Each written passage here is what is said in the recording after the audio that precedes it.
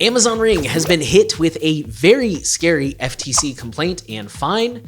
Kaspersky claims that their iPhones have been hit with a brand new spyware, a dental data breach that even made the mainstream headlines, and much, much more. Welcome to Surveillance Report 136, where we are dedicated to keeping you private and secure with the latest news from the past week. I am Nathan from The New Oil. And I'm Henry from Techlore. Our promo segment this week.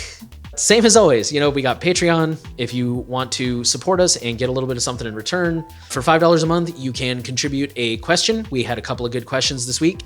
And for $10 a month, you don't have to listen to the spiel, and you also get more of our thoughts, which are peppered throughout the episode. If you are not interested in the perks, but you still want to support us in a recurring way so you don't have to think about it, you can just kind of set and forget, we have LibrePay.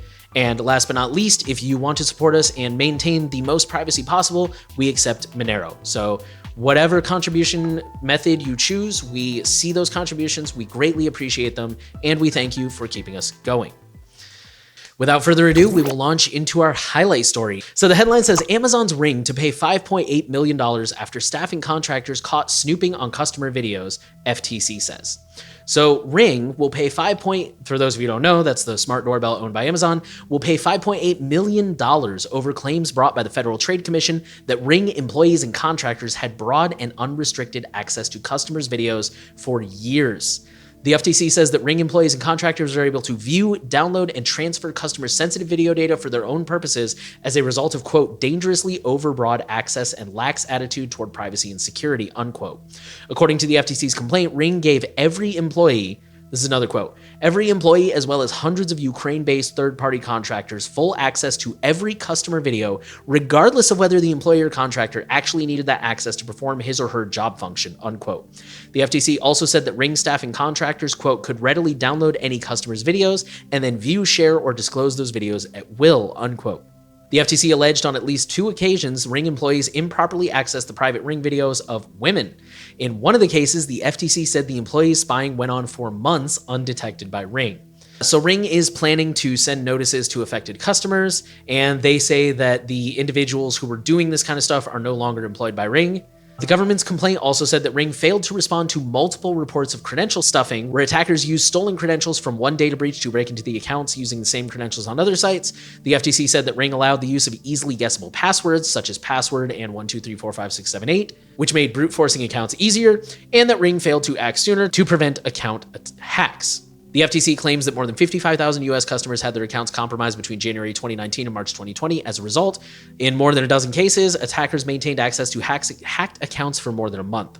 Along with paying $5.8 million to settle the FTC's allegations, Ring also agreed to establish and maintain a data security program with regular assessments for the next 20 years, as well as disclosing what access its employees and contractors have to customer data. A Ring spokesperson said in an email statement to TechCrunch that Ring disagreed with the FTC's allegations and denied violating the law. In my opinion, that really sums up everything. I don't have much to add. I think it's just definitely one of the stories to share with the normies, because I think a lot of people own this thing and they don't see it as a big deal, but everyone who walks in and out, and even if you're not an owner of a Ring doorbell, you could still be caught up in this in some way, shape, or form, which is the other unfortunate side of this stuff, because if your neighbor has it, then you could be in these recordings as well. Quick personal note on that front. I was surprised. Last year, I went to go visit my mother, and she has an Alexa. I was really surprised when I visited. I straight up told her, I was like, hey, it's your house, it's your rules, but I would really appreciate it if you would turn off the Alexa while we're there. And she actually did. Didn't push back at all. She was like, okay. So it never hurts to ask your friends and family, like, hey, you can say no because you're a person. I'd appreciate it if you did this privacy thing while I'm around. And they might. Just on the topic of that, I wanted to share that.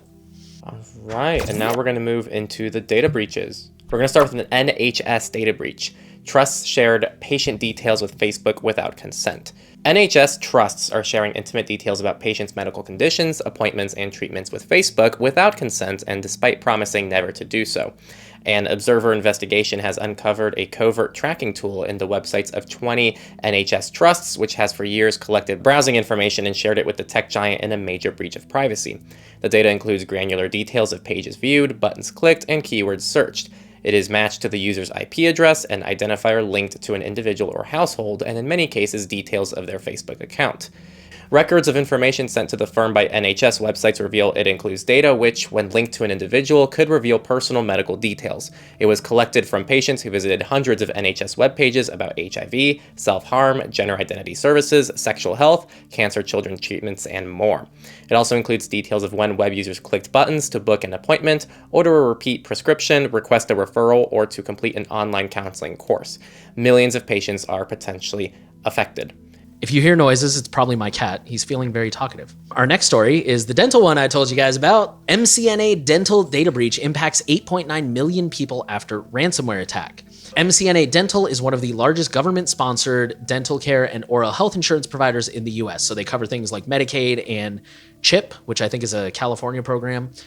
The data breached includes full name, address, date of birth, phone number, email, social security number, driver's license, government ID number, health insurance info, dental info, and financial info. This is yet another breach filed with the Office of the Maine Attorney General. So thank you, Maine, so that we know about these things.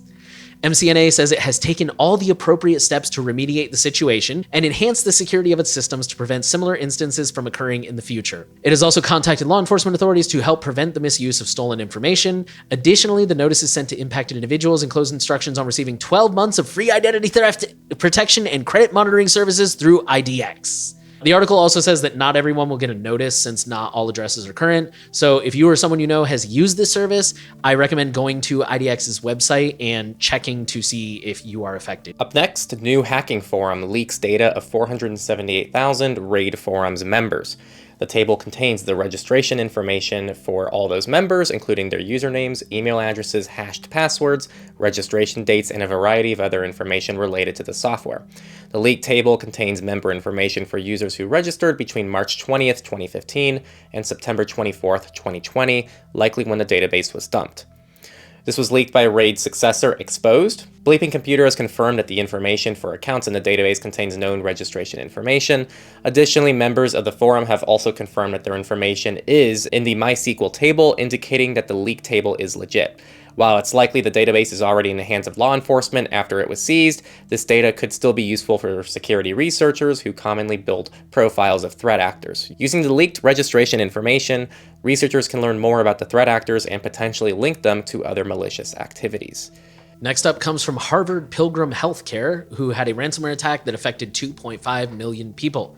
They are a Massachusetts-based nonprofit health service provider, and the data included full names, physical addresses, phone numbers, dates of birth, health insurance info, social security numbers, provider, taxpayer ID numbers, and, quote, clinical information, including medical history, diagnoses, treatment, dates of service, and provider names, unquote.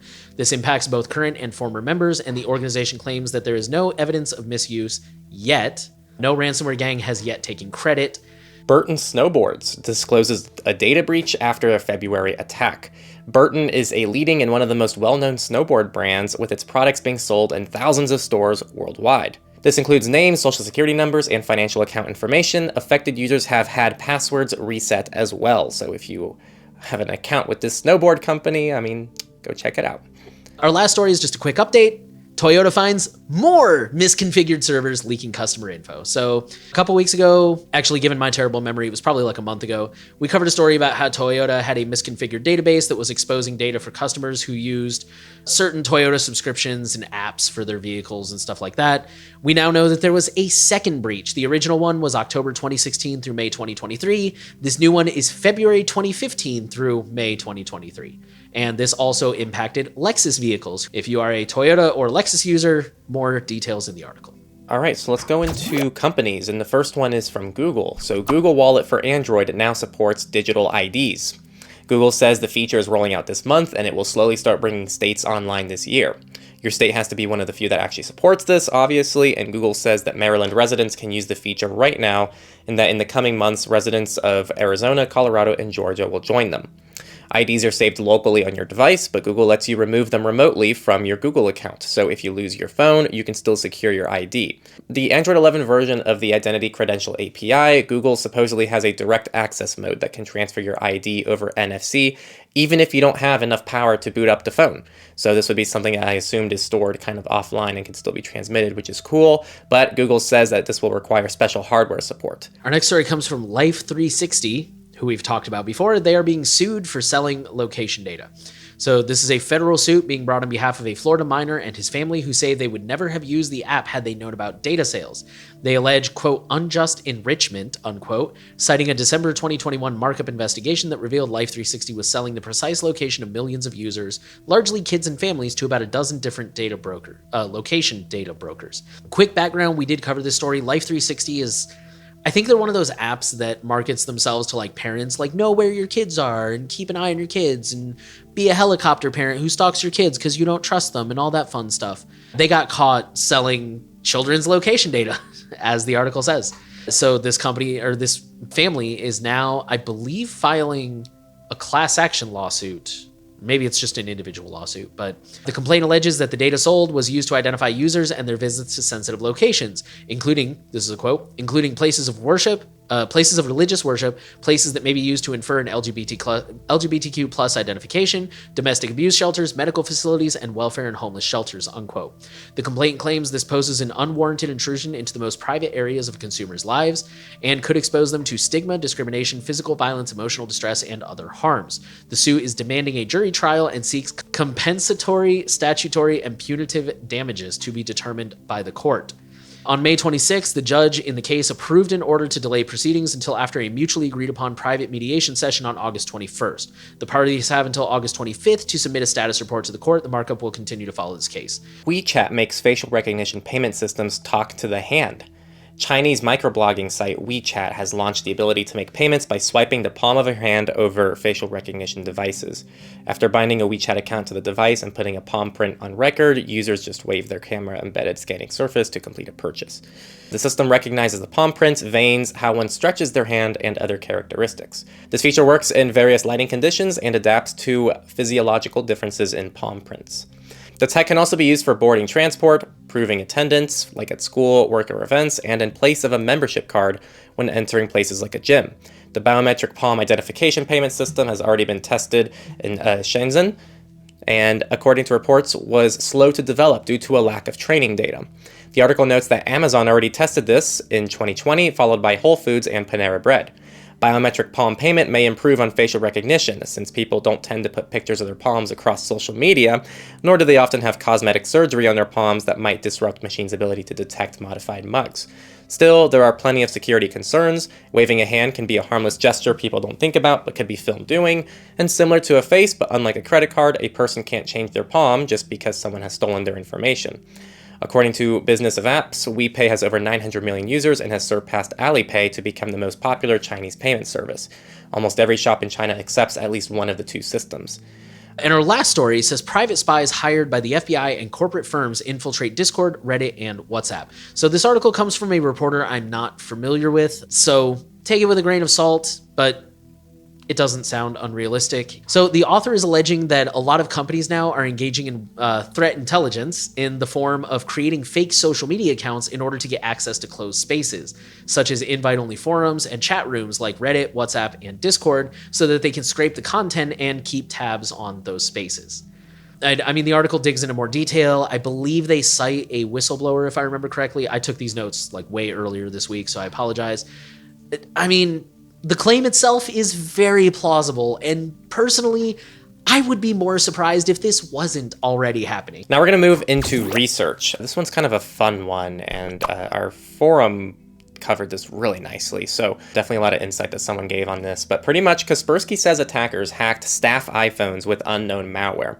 Kaspersky said that hackers working for a government targeted several dozen employees' iPhones with unknown malware. On Thursday, they announced the alleged cyber attack and published a technical report analyzing it, where the company admitted its analysis is not yet complete, so this is still unfolding. The company said the hackers, who at this point are unknown, delivered the malware with a zero-click exploit via an iMessage attachment, and that all events happened with a 1 to 3 minute time frame. Kaspersky spokesperson Sawyer Van Horn said in an email to TechCrunch that the company determined that one of the vulnerabilities used in the operation is known and was fixed by Apple in December 2022, but may have been exploited before it was patched, along with other vulnerabilities. The researchers did not say when they discovered the attack and said that they found traces of it going back as far as 2019, and that attack is ongoing, and the most recent version of the devices successfully targeted is iOS 15.7. They're now on iOS 16.5, I believe, so this is a little bit older. In a separate statement, Russia's Federal Security Service accused U.S. intelligence, mentioning NSA specifically, of hacking thousands of Apple's phones with the goal of spying on Russian diplomats, according to an online translation. The FSB also accused Apple of cooperating with American intelligence.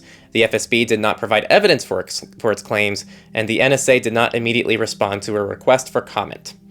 The company declined to attribute the operation to any government or hacking group, saying Kaspersky does not do political attribution. From a separate article, Apple is denying claims made by Russia's FSB that it cooperated with American spies to surveil Russian iPhone users. In a statement, the company said it has never worked with any government to insert a backdoor into any Apple product and never will. All right, so our next story was also a big one that I'm still seeing shared around in some forums. The headline says millions of PC motherboards were sold with a firmware backdoor. So this comes from researchers at Eclipsium, which is a cybersecurity company, who revealed that they've discovered a hidden mechanism in the firmware of motherboards sold by the Taiwanese manufacturer Gigabyte, whose components are commonly used in gaming PCs and other high-performance computers. While Eclipsium says that the hidden code is meant to be an innocuous tool to keep the motherboard's firmware updated, researchers found that it's implemented insecurely, potentially allowing the mechanism to be hijacked and used to install malware instead of Gigabyte's intended program. And because the updater program is triggered from the computer's firmware outside its operating system, it's tough for users to remove or even discover. In their blog post about the research, Eclipsium lists 271 models of Gigabyte motherboards that researchers say are affected. They added that users who want to see which motherboard their computer uses can check by going to Start in Windows and then System Information. There's tons of tutorials out there to figure out how you do this if you are whatever system you're on. So, Hotpixel's attack checks CPU temperature, power changes to steal data. So researchers have developed a new attack they call Hotpixels, which uses side-channel phone behavior like power, temperature, and frequency measurements to retrieve pixels from the content that was displayed in a smartphone's browser and thus infer navigation history. They claim to have a 60 to 94% accuracy and took 8.1 to 22.4 seconds per pixel. They examined M1 and M2 chips, Pixel 6 Pro, and OnePlus 10 Pro devices. They also tested AMD Radeon's GeForce RTX and Intel Iris Xe. They tested Chrome 108 and Safari 16.2 in default configurations. They found the Radeon RX 6600 to be the leakiest device, while the M1 had the best protection. Safari was not directly impacted due to blocking cookie transmission on iframe elements with different origins than the parent page, but they were able to work around this by sniffing browser history, namely looking for visited links, which are rendered in a different color. The success for this attack was 99.9 to 99.3% and took just 183 seconds to recover 50 visited links. All vendors who were tested have been notified and all claim to be working on mitigations. Okay, and our last research story is just a really quick update. It says Blacklight updated with new tracker lists. So for those of you who don't know, the Markup, they are a source that we quote very regularly on this show. They do really good research out there, good investigative journalism. They also have a tool called Blacklight, where if you type in a website, they will scan it and look for known trackers. They're very open about the fact of like, look, we didn't find any known trackers. That doesn't mean there aren't any. That's just we couldn't find any. But they have now officially, actually as of the 1st, so yesterday, they have officially updated it to include even more lists. They were already using the EasyList privacy list and DuckDuckGo's tracker radar. They will now include EasyList's main list, which includes many, many more trackers. So good for them for keeping this updated and always pushing to improve. I like the Markup. They do really good work. Good job, guys, if any of you happen to be watching this. And now politics. Senators issued satellite phones, offered demonstrations on upgraded security devices. This is a really quick story. This appears to be an optional response to January 6th. So far, only 50 senators have accepted the devices. They are not being used as primary devices, but rather as backups. The Senate Sergeant-at-Arms said they are to be used in case of an emergency that takes out communications. Federal funding will pay for the satellite airtime needed for the devices to work. I also apologize, I didn't include it, but I realize now the headline was referencing it. Apparently they also have like a, if I understood the article correctly, they have like a lab of sorts where senators and their staff can go get like hands-on training and demonstrations about like improving the hardening of their devices or like possible other devices they could look into to get to help improve their security. So that's what that second part of the headline was. Okay, this next story comes from EFF, and it is good news. It says federal judge makes history in holding that border searches of cell phones require a warrant. So this came on May 11th, and it is United States versus Smith. A district court judge in New York made history by being the first court to rule that a warrant is required for cell phone searches at the border, absent exigent circumstances. So just for anyone who's never heard that term, exigent circumstances means like, so for example, if a cop pulls you over here in the US, I can't speak for the rest of the world. If a cop pulls you over and they say, "Can I search your car?" Legally, they cannot search it without a warrant or your consent. But there's an exigent circumstance if they like smell weed, for example. Or, if a cop is walking down the street, they can't just break into your home and search it without a warrant. But if they hear someone screaming inside, then that's an exigent circumstance and they can go ahead and break in. That's kind of their loophole to get around things, which is sometimes valid and, of course, is sometimes abused. Anyways, just quoting a couple things from the article. In the fiscal year of 2022, Customs and Border Patrol conducted an all-time high of 45,499 device searches, which is holy cow. The article goes on to say the Supreme Court has not yet considered the application of the border search exception to smartphones, laptops, and other electronic devices that contain the equivalent of millions of pages of information detailing the most intimate details of our lives, even though the EFF has asked them to back in 2021. California cops illegally share data with anti-abortion states, a civil rights group says. Through several public records requests, the EFF found that the listed law enforcement agencies shared license plate data with out-of-state agencies, sensitive information about where people live, work, or seek reproductive health services and other medical care. EFF staff attorney said in a statement that sharing ALPR data with law enforcement in states that criminalize abortion undermines California's extensive efforts to protect reproductive health privacy. On Friday, the Twitter account for Sacramento County Sheriff's Office, which was not listed in the EFF report, challenged the findings. The Sheriff's Office said that ALPR data is used to investigate serious crimes such as homicide, child kidnappings, human trafficking, and drug trafficking across state borders.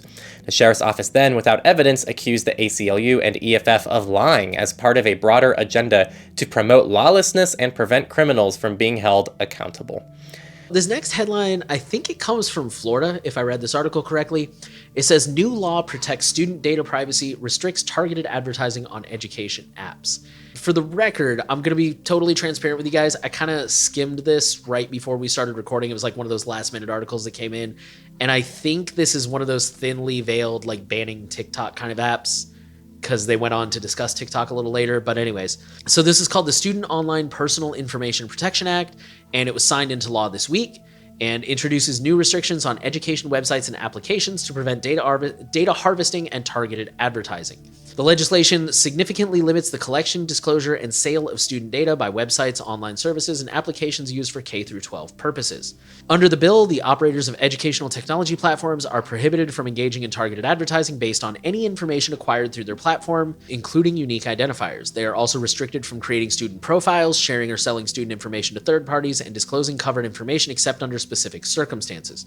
To ensure compliance, operators are required to collect only the necessary information for the operation of their educational technology platforms. They must implement and maintain reasonable security measures to protect student data. Additionally, operators must delete a student's information upon request from the school or district unless explicit consent for data retention is given by the student or their parent/guardian. The bill allows for the disclosure of covered information under certain circumstances, such as when required by federal or state law, for legitimate research purposes that do not involve targeted advertising or profiling, or when shared with educational agencies for K-12 school purposes. So, with the approved amendment, state universities are permitted to adopt measures to safeguard their networks from cyber threats by adhering to a list of prohibited technologies endorsed by the state. This directive is based upon a consolidated list sourced from various threat intelligence providers, such as the Federal Department of Homeland Security, the Federal Bureau of Investigations, and the Florida Fusion Center. So for those of you who don't know, the Fusion Centers, you should look them up. They're horrifying. It's basically where the federal government and the state government get together and really kick their surveillance into high gear. There's a lot of good articles out there about them. You should definitely look them up. The move aims to protect universities from potential threats such as malware, unauthorized data access, and network breaches that could lead to substantial reputational and financial damage. Consequently, the list will mandate institutions to implement a protection protocol to prevent the installation and use of banned technologies within their networks, both in hardware and software. So, ArriveCan's erroneous orders urging 10,200 Canadians to quarantine breached Privacy Act, commissioner says. The Commissioner's report released Tuesday follows an investigation into events beginning June 28, 2022 that saw about 10,200 Apple device users receive erroneous messages instructing them to quarantine or risk fines of as much as $5,000. The automated messages were owing to a database error that mistakenly identified some fully vaccinated travelers as unvaccinated. The investigation was launched in response to a complaint from Matt Malone, an assistant professor in the Faculty of Law at Thompson Rivers University. Professor Malone said Tuesday that the report vindicates his complaint that the government did not appropriately safeguard Canadians' personal information as it relates to the ArriveCan app, but he still took issue with the commissioner's response and said that the situation demonstrates why Canada urgently needs to update its privacy, artificial intelligence, and data protection legislation and ensure that new laws apply to federal departments and agencies. With that, we'll move into FOSS, free and open source software. We're going to start off with some relatively exciting news, depending on your Linux distro of choice. A snap-based containerized Ubuntu desktop could be offered in 2024. So according to Ubuntu product manager Oliver Smith, Ubuntu has been steadily improving desktop snaps, and in due course, when we think the entire system can be delivered this way, a desktop core version will be offered. Ubuntu's post suggested a core-based desktop would allow for secure boot, recovery states, and hardware-backed encryption, experiments with alternative desktop environment snaps, and opting into certain kernel channels such as those with the latest NVIDIA drivers. Ubuntu Core has existed since 2014, providing a fully containerized, immutable Linux distribution aimed at the Internet of Things and edge computing applications. Each piece of the system contains all the dependencies it requires and just enough of its own tiny Linux architecture that applications are largely sandboxed from one another, providing better security and, in theory, stability and ease of upgrades and rollbacks. That kind of system, based on Ubuntu Distributed Canonical's own snap package format, could be available for desktop users with the next Ubuntu long-term support release, according to an Ubuntu mobile engineer.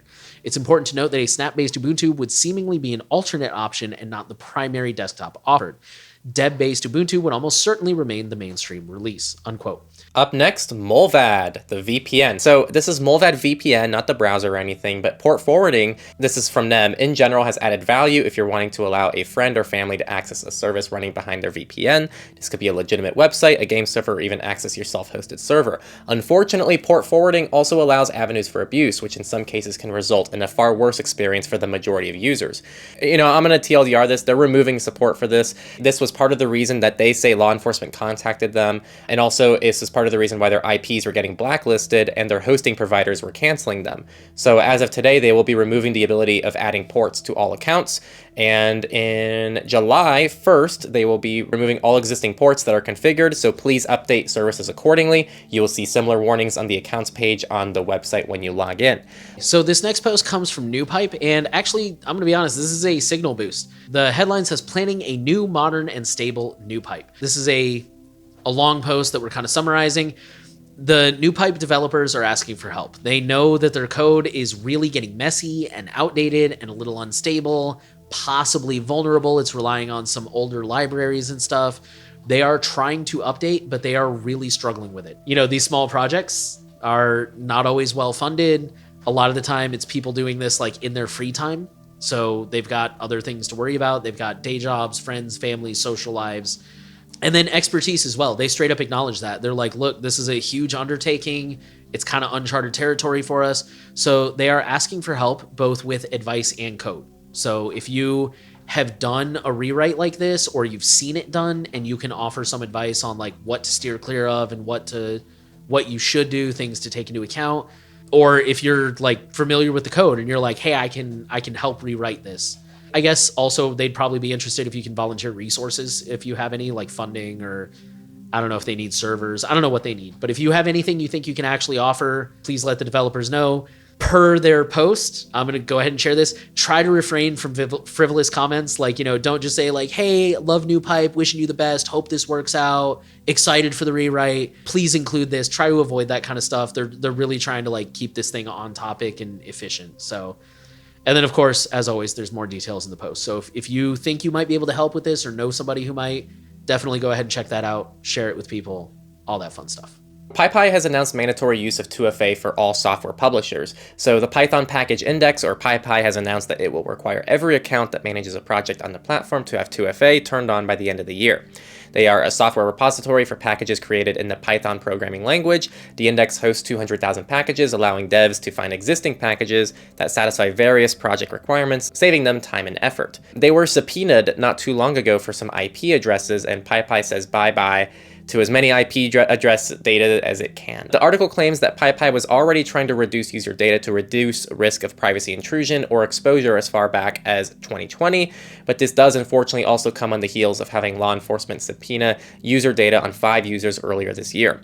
One such solution is salting and hashing IP addresses so they can still protect against rate limiting or suspicious activity without actually knowing the IP addresses. So to me, this speaks to how, any company who's really trying to take privacy seriously knows that the best thing to do is to just avoid collecting data in the first place, because then you can't really enforce or, comply with these kinds of requests that are made. So I think that's Mullvad's main approach to a lot of what they do. Everything Mullvad does tends to just revolve around limiting as much user data as possible so that they have nothing on users. And that's something that I think every company can probably take as a lesson, to be honest. Less is better.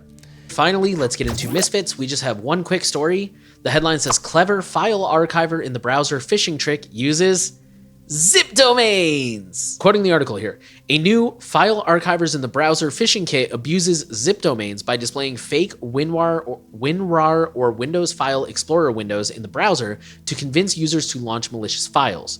Quick side note, they have a screenshot of it in the article. It looks relatively convincing. I could definitely see how some people would fall for this. Earlier this month, Google began offering the ability to register zip TLD domains, such as bleepingcomputer.zip, for hosting websites or email addresses. Since the TLD's release, there has been quite a bit of debate over whether they are a mistake and could pose a cybersecurity risk to users. Unquote.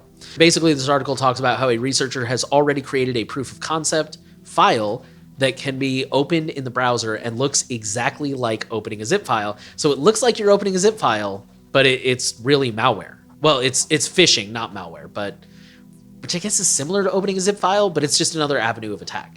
And that is it. Let's go into the Q&A. Real quick for patrons, I just want to let you guys know, we have moved our recording time up. We used to record Saturday afternoons. We're now recording Friday nights. So if you want to submit a question, probably the best time, like the cutoff, would be probably like noon Pacific time, give or take. We record in the evenings, so I don't know. Just try to get your questions in before then if you can. And if you miss the deadline, you can always repost next week. Or if we don't answer your question for whatever reason, you can always repost next week and try again. First question is from Private Paul. Henry, I know you drive a Tesla, and I was wondering if you have concerns about all the data that your car sends to Tesla. I understand that EVs send lots of data to their manufacturers. Do you know what data is sent, and if any is personally identifying? Can you opt out? Thanks. First off, I did a review of this and I covered some thoughts on Tesla. Whether or not that means I drive one is up to the world to decide. Either way, the advice is going to be the same regardless of what car you drive and what I drive. So first off, I don't know why you're classifying EVs as being different. Pretty much any new car, I haven't really seen much reason to think that EVs are collecting any more or less data than any other car. This is more of a time frame issue, which is like any new car developed in the last 5 years is likely collecting a lot of information about you and your driving habits and submitting it. So that's what I'd be looking more towards, because actually some of the older EVs don't even collect really any data and they're more like traditional cars. So I'd be looking at the year that your car was made. Now, regarding information your cars collect, I actually would look at do you remember the name of the website? Hold on, I'm actually about to go find, oh god dang it. Firewalls Don't Stop Dragons on May 29th just put out a whole episode about vehicle privacy, and they mentioned that website, privacyforcars.com, privacy4cars.com. Yep. That was it. Thank you. That's the site. And yes, Firewalls Don't Stop Dragons just did an interview with them, which covers a lot more of this. Pretty much your car collects, I would say, just about everything you could think it could collect. The speed you're going, where you're going. Like some cars can even tell, like, information about the driver as well, depending on the kind of sensors and what kind of data is collected by the car. If cars have cameras, it could also record video and things like that. And so what you're going to have to do is every specific car manufacturer is more or less collecting similar data. What you need to do is you need to go and do the basics that we always recommend. So make sure everything stays up to date for basic security, but it's on the privacy front, make sure that you are at least aliasing some information on your accounts when you can, enable two-factor if your car accounts or anything has that, and then try to opt out of any options that are given to you.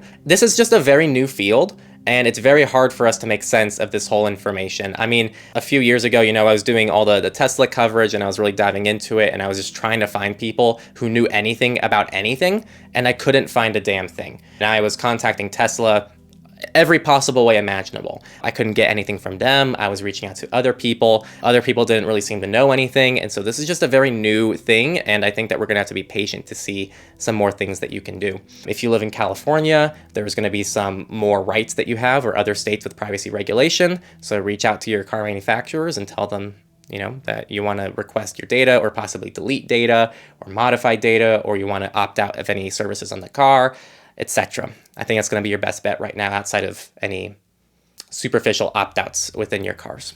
Our last question comes from Alan, and it says, as I'm sure you've heard / experienced over the last week or so, Google has been rate limiting Aurora, effectively blocking large numbers of people from updating their apps on various OSs, Android ROMs.